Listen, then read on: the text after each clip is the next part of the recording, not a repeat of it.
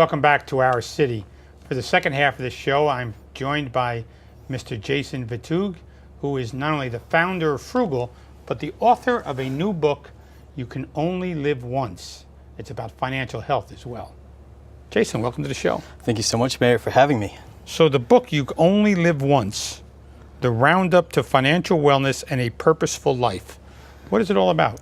The book chronicles my life. It actually starts here in Elizabeth, New Jersey, and talks about how I grew up in the city and the financial lessons that I learned through my parents and the things that I've experienced. And ultimately, the whole focus is how do we create and live a life of purpose? Money is a big factor in that, but some of our money beliefs really prevent us from making the right financial decisions, kind of holds us back from creating wealth and doing the things that we actually want to achieve in our lives. So your goal is to create wealth. That should be everyone's goal. That should be everyone's goal. Everyone's goal should be to create wealth. And unfortunately, we spend a lot of our money, our income, on things that do not matter. And so I focus. You got to come home and talk to my wife. I think that would be most important thing. Say that again. We spend a lot of time what? We spend a lot of our money on things that do not matter, right, that do not add to the quality of our lives. And so what happens is that we start exchanging more of our time for money, for more income, to spend more things to kind of comfort us. So it's like this cycle that we're in, this hamster wheel. And so I want to break people out of that wheel and get them to start thinking and be more mindful of how they spend their money in order to live and create that life. So what has Elizabeth taught you about that? Well, equation, I should say. Well, I mean, I grew up in Elizabeth. I lived in 7 different houses before I graduated high school. You couldn't afford the rent, or yeah, I mean, like keep moving on. Yeah, we kept moving around. I mean, I grew up in a large family. I went Right. through the Elizabeth public school system, kindergarten through 12th grade, and so my family and I, we moved around a lot before they could afford a down payment. Sure. And a lot of that had to do with how my parents managed money. So my parents came here in first generation, and so a lot of their misconceptions about money and creating wealth came down to me, and so that's how I started with this really rocky relationship with money. So you learned what not to do then? Over and over. Over and over. Yeah, so that kept getting hit over your head, right? Yeah, I mean, absolutely. Because by the time I graduated college, I had over $40,000 of student loan credit card debt. So I was mismanaging money. And even at the point where I became a VP of marketing and business development in Silicon Valley, I was making 6 figures, but I was still living paycheck to paycheck.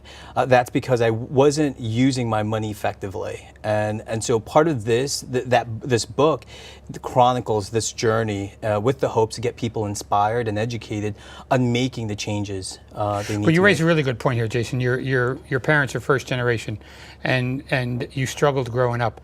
But so how do you tell kids in that situation not to take out student loans and be self-sufficient? I mean, it seems our entire marketplace, our entire higher education for a student like you is geared towards directing them to student loans with high interest rates. Yeah, I don't necessarily believe credit is an issue. I mean, credit is a tool, and that's kind of one of the things that I talk about in this book as well, is that credit is a tool that allows us to go to college, because without student loans, my parents would not have been able to afford to send me to school.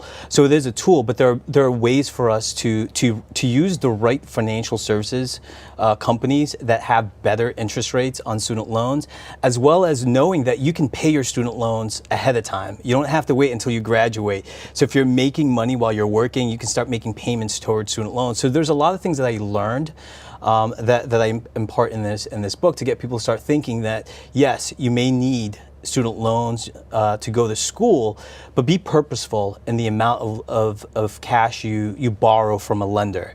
How do you know the reputable lenders if you're 18 years old? How can you figure that out? Yeah, it's very difficult.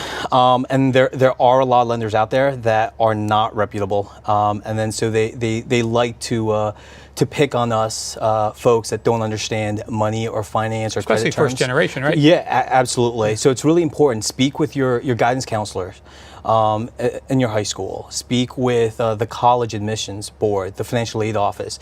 They'll have resources and tools to help you identify the right lender to borrow from. Where'd you go to college? Rutgers. Rutgers. Undergrad and? Undergrad, and I got my MBA at Norwich University. Okay. Yeah. So who's the target audience for this book? Coming from the city of Elizabeth, naturally, there's a lot of first generation people here. But that's not your only target audience in this book. Yeah, so my target audience is millennials. So even a bit of Generation X and Generation Y primarily, those who live in urban or large cities, because it does resonate in terms of the access to the financial resources and the tools, in terms of also the challenges of living within a city where rent could be skyrocketing, as well as the cost of living, which is different from like the rural areas or other parts of the country. So it is cross-generational as well. So the message, and you look at the title, You Only Live Once, that is from YOLO.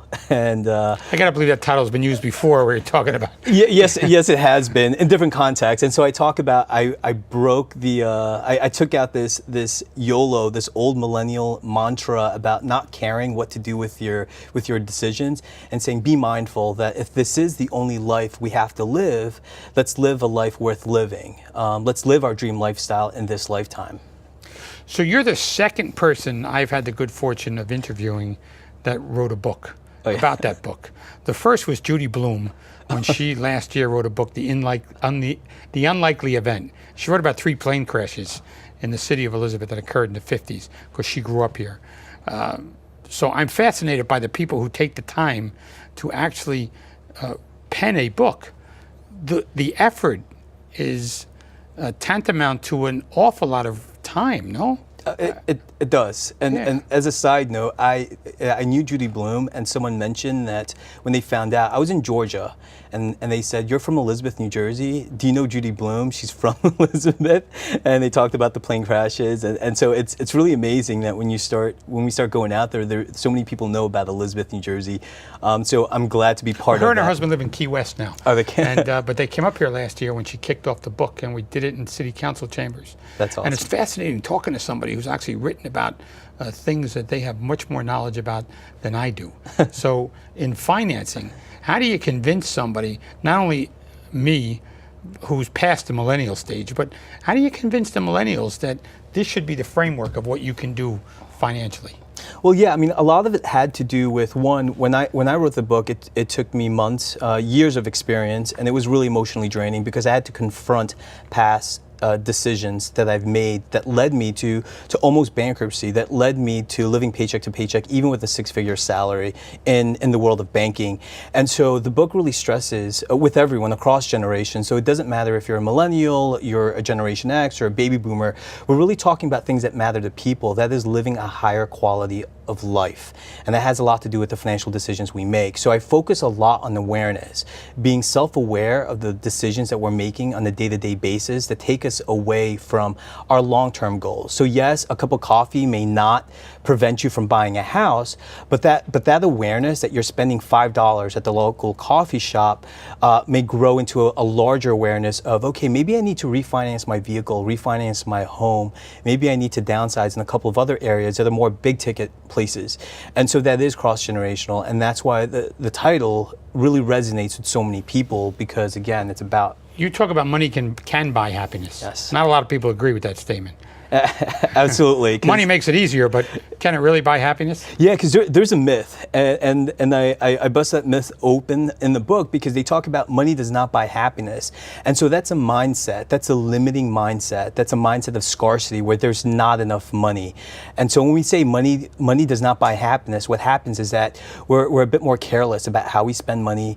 We don't really proactively look at ways to make more wealth. And so money can buy happiness, because it affords us the opportunity to pay for a home, for rent, buy clothes to wear, the food on our tables, and things like that. So it does provide comfort, and it makes it easier to achieve a level of satisfaction and happiness in your life when you do have more money. You have 2 different sections in the book about credit and spending. Yes. Talk about that really quickly. Yeah, so credit, the one part about credit is that people are opposed to credit, but credit is a tool. Again, credit is a tool to help us. And so when we're mindful of that, we can use credit to buy a home or buy a car to take us to and from work and or pay for college. It's important for us to understand it is a tool. Now, credit only becomes an issue when we turn it into long-term debt.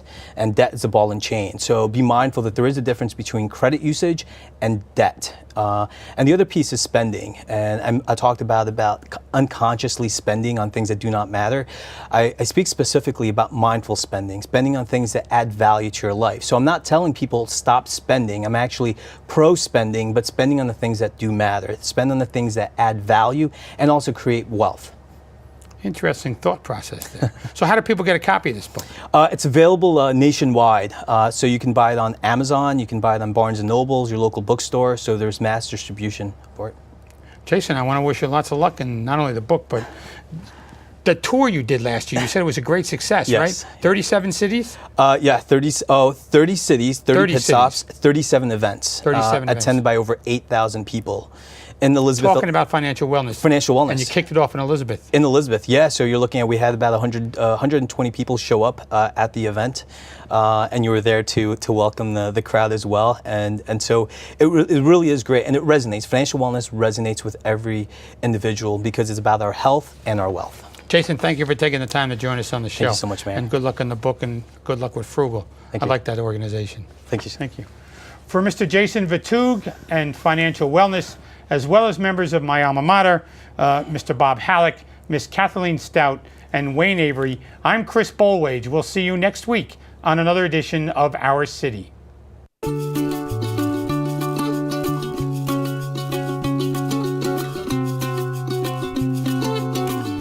Sometimes you learn by helping others learn. Kane University.